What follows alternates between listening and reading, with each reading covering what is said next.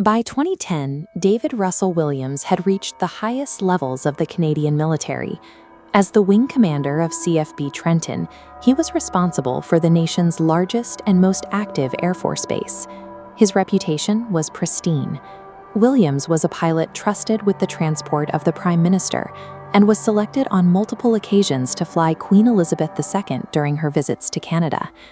At Trenton, he held absolute authority over 7,000 personnel. In this environment, his rank dictated every interaction, ensuring a level of deference and institutional trust that few others in the country possessed. While he managed logistics by day, a separate set of tracks was being left at night. Deep boot prints and tire marks were discovered leading toward the back door of an isolated home belonging to a missing woman. When forensic psychiatrist Dr. Michael Stone later cataloged Williams' behavior, he identified a complete deficiency in specific areas of the brain, what he described as a missing empathy gene that allowed for extreme clinical detachment.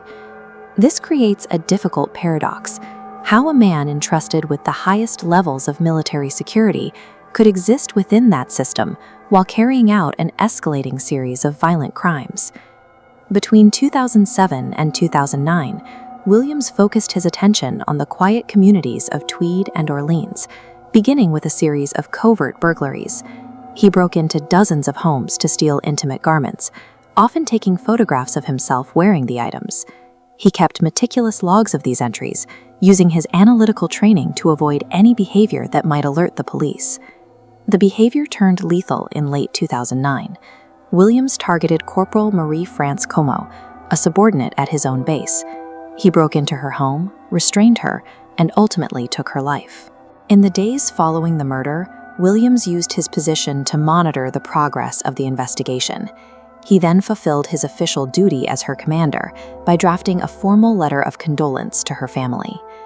By January 2010, 27-year-old Jessica Lloyd disappeared from her home. The search was immediate and massive, involving over 2,000 volunteers and specialized military units from the very base Williams commanded. Williams relied on the same meticulous risk assessment and planning that defined his military career, remaining undetected even as the investigation tightened around his community. A significant lead emerged when a member of the public reported an SUV parked in a field near Jessica Lloyd's house at 3 a.m. This tip provided police with the tire patterns they needed. Authorities set up 6 roadblocks, manually inspecting the tires of hundreds of vehicles. After 4 days, they stopped an SUV driven by Williams and found a match. On February 7th, Williams was brought to the Ottawa Police Behavioral Sciences Unit. He arrived in civilian clothes, expecting a routine interview before heading home for dinner. Detective Sergeant Jim Smith immediately changed the dynamic of the room. He ignored the suspect's military standing, addressing the colonel simply as Russell to dismantle the psychological shield of his rank. Smith also utilized spatial dominance. He sat directly between the suspect and the exit, establishing physical and psychological control. This sent a clear message: the room was no longer under his authority, and leaving required the detective's permission. The interrogation reached its end when Smith produced a photocopy of a boot tread. It matched the prints found at the crime scene perfectly, and to the boots Williams was wearing at that very moment.